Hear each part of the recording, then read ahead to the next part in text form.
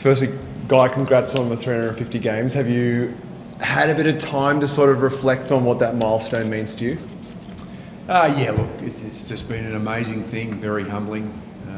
Just want to thank all the people that have reached out, and particularly over the decades, I suppose, just past players and coaches and friends and staff, and yeah, that's just been amazing. So I feel very grateful, lucky to have had such a long time in the game, and then yeah, just blessed by the quality of so many champion people and ex-players and whatever that reached out. So yeah, it was pretty emotional actually. In the game itself, it was close at half-time, and it's sort of in the third and fourth quarter, you could sort of see their defence stepped up, and then our sort of trans D sort of let us down. You can look at the fast break points, 19-4. How do you sort of see the game itself? Yeah, look, obviously I'm pretty disappointed with how that one went, because I felt that we needed to be the aggressor and we needed to be the team winning effort areas and doing those things, and I just don't really think that we did. I always knew that Hillman would be a really tough challenge for us, so her having 30 was, yeah, given when we had to go small and how we were going to guard her, and she was a bit too smart for us and a bit too good. But then we sort of let the guards go a little bit as well, and particularly you know, Maddie and Dallas did pretty well there in the second half. So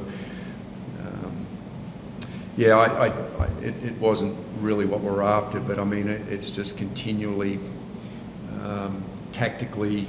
Sometimes we just find ourselves in tough spots because we've got so many players out of position that habits aren't formed, and so when we want to go and execute things, it's just 2-3 people playing together that are out of position at times, and so it's just not clean. And you know, I thought our basics were really poor tonight. So it's movement of the ball and filling the floor spots we wanted, and then we really needed to shoot the ball well tonight, and we just didn't deliver on that either.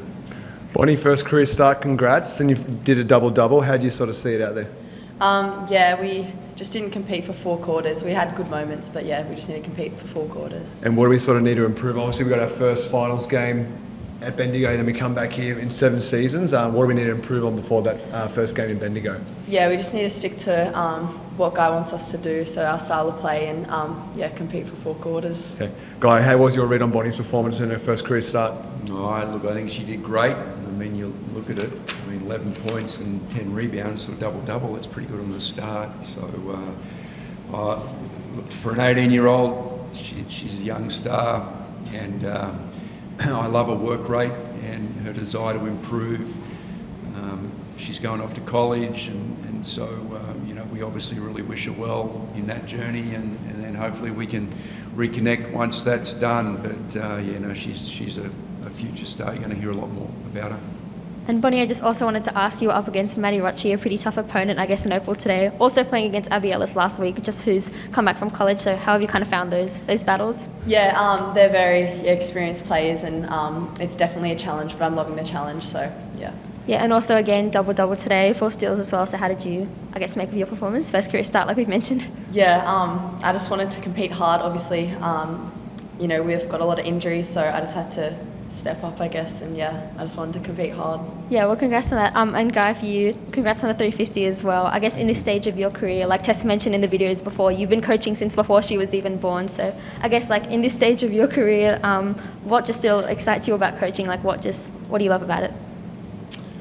Oh, look, I think it's getting players like Bonnie at the start of their journey, and so you just want to influence her and a game in a positive way, and help them grow and put them in a better place, and then I think that the best rewards have come over the long term for sure. So you know, I started coaching Tess when she was not much older than Bonnie actually, so you know, and a lot of those players the same way, and just to see them come through and reach the heights that they do. so often it's not even in a season, it's over multiple years, and then your connections really grow and form. So, I mean, that's definitely the thing that makes me want to continue with it. And, you know, wins and losses come and go, but it's just, yeah, you know, just to get a player like the young lady beside me off on their journey, that's the thing that gets me going with it. Yeah, and just last about next week, I don't know if you know, but the Caps did beat Bendigo today, so I guess what confidence does that give you knowing that Well, I heard possible? that, and thankfully we weren't under pressure to have to must-do win today, right? So that would have been a bit disappointing because we fell out of the finals on the last day of the season last year, so it would have been. Well, look, you know, I understand that we're the lowest rated finalist and we've fallen in with a record well under 500, and yeah, we're given our team's pretty much well, I would want to say less than half strength. It's going to be an enormous challenge for us to compete in the next round of things, but again, it's a milestone for the club in a sense because we haven't been playoffs for 7 years, and hopefully it's the start of something, and putting the Flames into a consistent championship window is where I want to put them. Guy, you've got a bit of a break before the next game. How optimistic are you of having some of those players that are out back in the lineup? Yeah, well, we're expecting that Kayla will be back, limited probably training, but she'll be back. Yeah, just a bunch of bad news on the rest, really. There's some possibility we might get McKenna Dale back earlier. It's not what the doctors wanted. She's got a really deep wound in her finger. So I would say that Kayla's the next cab off the rank, which at least obviously gives us a great quality post player, which is what we need to add in because we're just so desperately small at the moment. And then in all honesty, as I've said before, I mean, Maya Morris is not even meant to be back at the moment, but it's just ridiculous playing with everyone under 5'10". So she's had to come back a little bit early, but she's physically really struggling at the moment. So yeah, we'll have to gauge where she's at, but I would think that Kayla for sure. Yep. And it looks like when Carla came off in the fourth quarter, she was a bit disappointed with a couple of the plays that got made. How do you coach her through the week to build her confidence up ahead of that next game?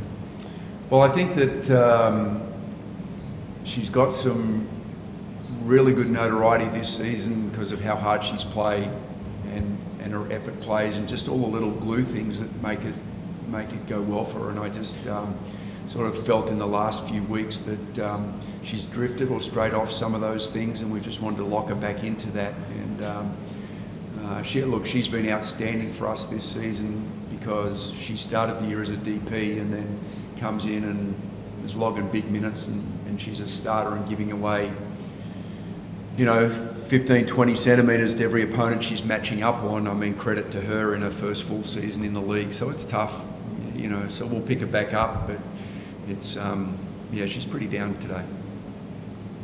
Bonnie, just for you, how long before the game did you find out you were starting, and how did that change your preparation mentally at all, or?